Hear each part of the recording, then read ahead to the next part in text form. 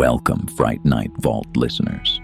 Tonight we descend into a place meant to heal the living, but which has instead become a shell where the dead continue their work. This is the story of the Hollow Nurse. The St. Elora Community Hospital was once the pride of its town, a low gray building of brick and iron windows set on a hill with white curtains that used to flutter in every ward. Its corridors carried the hum of machines, the rattle of carts, the soft rhythm of shoes against tile. For decades it served the town faithfully, but time and tragedy leave stains no bleach can clean. 20 years ago, an outbreak swept the wards. The sickness came quickly, striking both the patients and the staff who treated them. Fear filled the halls as beds overflowed, as doctors stitched wounds with trembling hands, as nurses whispered prayers while hiding their own fevers. The building was eventually closed, its doors chained shut, its rooms stripped bare. The walls still smelled of antiseptic long after the final patients were buried. The town pretended to move on, yet the hospital remained on the hill, a hollow monument staring down at them. In the years that followed, lights were seen in the windows long after the last generator had died. Sometimes they drifted from room to room like lanterns carried down an endless corridor. Sometimes they burned steady in the maternity wing, though no one had been born there in decades. Children walking home from school swore they saw a figure framed in the glass. A woman in a nurse's cap standing very still, her posture too straight, her head bowed slightly as if listening. Her outline never shifted, yet her presence pressed against the watchers until they ran down the hill and refused to look back. Teenagers dared one another to enter. They found ways through broken windows or pried open basement doors. Some came back pale, insisting they had heard footsteps behind them, slow and steady, echoing in the empty halls.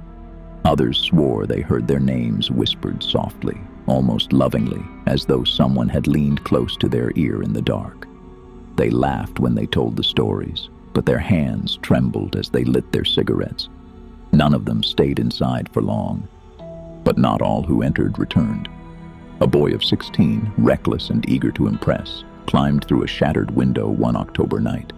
His friends waited outside, listening to the sound of his flashlight beam clicking on and off as he wandered deeper into the hospital. They heard him call out once, a nervous laugh carried back through the dark. Then silence. Minutes stretched to hours. He never came out. When police searched the building the next day, they found his flashlight lying in the center of the hallway. Its beam still glowed weakly, the batteries drained thin but not yet dead. Above it, scrawled across the peeling paint of the wall, were words drawn in something dark and brittle. The letters were jagged, the hand that made them unsteady, but the message was clear. She made her rounds. From that night on, the legend of the Hollow Nurse tightened its grip on the town. No one spoke of her as if she were a story. They spoke of her as if she were a duty. The hospital was closed, but the nurse remained. She did not rest. She walked the corridors, she checked the rooms, she called names softly through the dark. Her mask was cracked, her eyes glowed faintly behind the slits, but her hands were steady and her rounds were endless. And so the town learned to live beneath her shadow. They locked their doors earlier, they kept children from climbing the hill, and they warned one another in whispers. If you hear a woman's voice calling your name from the hospital at night, do not answer, for it is not care she offers. It is collection. It began with whispers, and it continued with disappearances. The hospital had been chained for decades, yet the Hollow Nurse made her presence known not with spectacle, but with patience. She did not strike in chaos. She waited, she studied. And one by one, the curious who dared to trespass into her wards never returned. The stories grew darker when adults began to vanish. A pair of vagrants seeking shelter were last seen forcing their way through a basement door. Neighbors reported hearing them laughing, breaking glass, daring the night to do its worst. By morning, the door stood wide open. The only trace of the men was a single shoe left in the stairwell and a smear of blood that led upward, not down. A groundskeeper working the property spoke later of hearing voices echoing faintly from the maternity wing. He swore he could make out his own name being whispered, though no one else was near. He locked his tools away and never returned. What frightened the town most were the details that matched across each account. Survivors spoke of hearing the sharp, deliberate click of shoes on tile floors, the steady rhythm of footsteps that never sped, never faltered. Others described the faint rattle of a surgical mask, as though someone was breathing through cloth too old to filter air.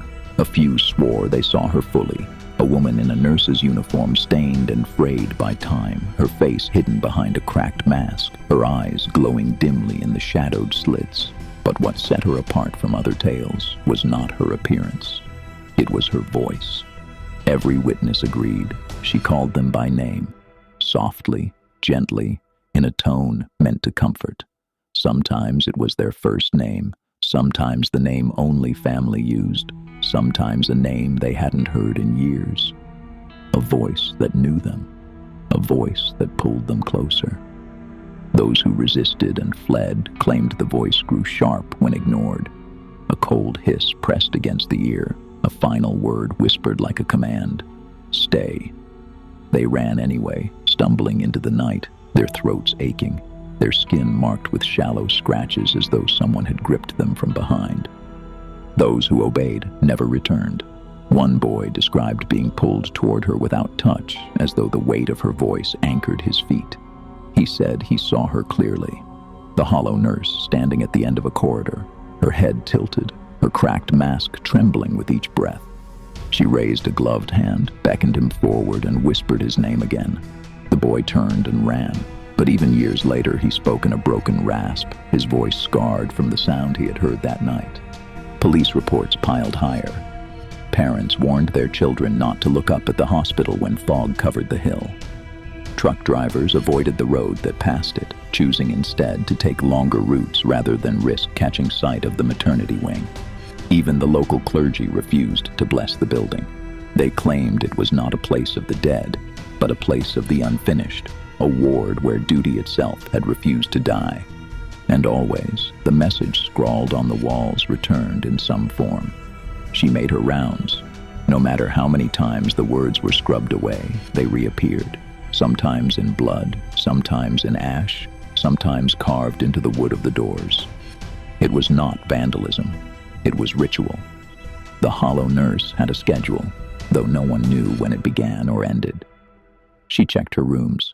She called her names. She collected those who obeyed. And she never hurried. Her pace was steady, as though eternity itself kept time for her. The town could no longer deny what walked the hospital halls.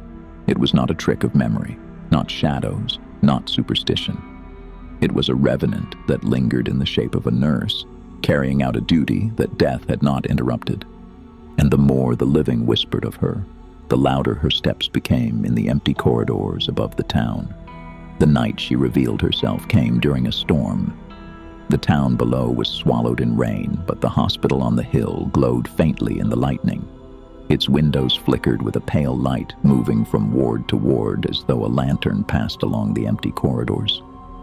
A group of 4 young men, emboldened by drink and rumor, chose that night to climb the hill. They had heard the stories since childhood, and laughter made them brave. They wanted proof of the hollow nurse. They wanted photographs, videos, anything that would give their mockery weight. With flashlights and cigarettes, they forced the chain at the back door and stepped into the belly of the hospital. The air inside was wrong, thick, damp, heavy with the stench of rust and mildew. Their lights cut through dust that drifted like falling snow. Wallpaper peeled in long strips and broken beds leaned against the walls like forgotten bones. For a time, all they found was silence. Then the sound came. A single, deliberate step. The sharp click of a heel against tile. It echoed down the corridor, steady, unhurried. Another step followed, then another. The sound carried not from one direction, but from everywhere at once, as though the walls themselves remembered her pace. The men laughed at first, calling out, daring her to show herself. But the laughter weakened when the voice answered. It was not a scream, not a wail, but a whisper that carried weight. A woman's voice, soft and deliberate, calling one of them by name. Not his full name, but the name his mother had used when he was a boy. The sound struck him silent. His cigarette fell from his hand, burning on the floor. Another name followed, then another. Each man heard his own name spoken, gently, intimately, as though the nurse had known them all their lives. The air grew colder. The lights shook in their trembling hands. They tried to retreat, but the hospital did not feel empty anymore. Every corridor breathed, every stair hummed with her steps. One man turned his light toward the end of the hall. She was standing there. Tall, still, dressed in a nurse's uniform stained with brown that had once been red. Her mask, cracked and splintered, clung to her face in fragments. Behind it, her eyes glowed faint, sickly white through the slits. She did not move quickly. She raised her head, tilted it slightly, and began walking toward them, her shoes clicking in perfect rhythm with the storm outside. Her whisper grew stronger. Their names rolled from her lips like lullabies, but beneath the softness was a command. Come, follow, stay. One of the men froze where he stood, his mouth trembling as though he wanted to scream but could not draw breath. She reached him first. Her hand rose, gloved, the fabric shredded by time. She placed her fingers gently against his cheek. His skin blackened where she touched him, and when she leaned close, the crack in her mask widened with the sound of tearing fabric. Her mouth beneath was not whole. It gaped open far too wide, and a noise like dry breath scraped from her throat. She whispered his name again, and this time he answered. His body slumped. His voice left him in a sigh. He collapsed into her arms like a patient drifting into sleep, and when the others blinked, both she and the man were gone. The survivors ran. Their flashlights struck the walls, the floor, the broken signs that pointed nowhere. But no matter where they turned, her steps followed. Slow, steady, closer. Her voice threaded through the dark, calling, coaxing, promising relief. One more man faltered. Another turned too sharply and slammed against the wall, his light shattering. In the final glow before it died, they saw her shape again, standing closer now, the crack in her mask trembling as though it would split entirely. Only one man made it out. He burst into the rain, tripping down the hill, bleeding from his mouth and nose. When he reached the town, he rasped out the story with a throat torn raw, as though he had been screaming the entire time, though no sound had escaped him. He lived, but his voice was never the same. For the rest of his days, he spoke in a low whisper, unable to raise his volume above the tone she had used to call his name. The hollow nurse had made herself known. She was no rumor, no child's dare. She walked the hospital still, mask cracked, eyes burning, whispering names that did not belong to her. And when she called, silence was death, but answering was worse. The survivors never returned to St. Elora, not in the rain, not in the sun, not even when daylight poured through every broken window and exposed the halls in pale clarity. It did not matter that the shadows were thin. They knew she was still there. The hollow nurse did not wait for night. She did not need it. The building itself had become her ward, and anyone who crossed its threshold became her patient. The one man who escaped never raised his voice again. He lived out his life in the town below, whispering every word, his throat scarred as though invisible hands pressed against it still. In his journals, later found after his death, he wrote one line over and over in the margins. She will make her rounds again. Others who lived nearby spoke of hearing the sound of shoes at night, the measured click of a heel against tile, even though the hospital was far away.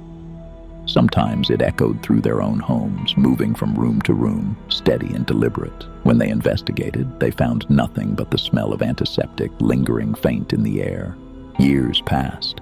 The town forgot its industry, its factories, its schools. But no one forgot the hospital. Travelers noticed the way locals avoided looking toward the hill, how they locked their doors long before dusk, how their children were taught a strange rhyme in the schoolyard. If she whispers, do not speak. If she follows, do not peek. If she calls you, turn away, or she will keep you one more day. The hospital itself decayed further. Roofs sagged, windows shattered. The maternity wing's walls bowed outward as though the building were trying to exhale its own spirit. And yet at night, lights still glowed faintly inside. Sometimes one, sometimes many. They drifted from room to room, tracing the path of rounds that had not ended in 20 years. And always, there were disappearances. A drifter seeking shelter, a pair of thrill-seekers chasing stories. Once, even a city inspector tasked with condemning the building. His car left running at the foot of the hill, door open, radio crackling. None of them returned. The words appeared on the walls again and again, scrawled in whatever material was at hand. Blood, charcoal, ash. Always the same message. She made her rounds. The hollow nurse does not rest. She does not rage. She simply continues. Her pace never falters. Her voice never rises. Her eyes never close. She is not a storm that passes. She is a routine. And there is nothing more dangerous than a duty carried into death, bound to flesh that no longer breathes. To this day, those who dare the hill say they can hear her inside, moving steadily from ward to ward, checking rooms that no longer hold patients, calling names that belong to the living. If you listen too closely, you may hear her speak your own, and if you answer, she will add you to her list. The hospital may crumble, the town may vanish, the hill may be overgrown with vines and rot, but she will walk still, making her rounds, one step, one whisper, one name at a time. So if you ever pass a shuttered hospital at night and hear the faint echo of footsteps inside, do not listen, do not linger, and above all, do not answer if she calls your name. For the hollow nurse is still working, and she will always come for her patients.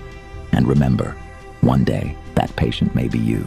If you listen in the dark tonight, let the sound of her shoes follow you only in story. If you hear your name whispered softly, as though from the other side of a cracked mask, do not answer. Subscribe to the vault and never walk alone again. Listen in the dark. Watch with the lights off. And if you hear footsteps behind you, steady and unhurried, keep walking. We upload daily, and one night, Vault Master, the story may be yours.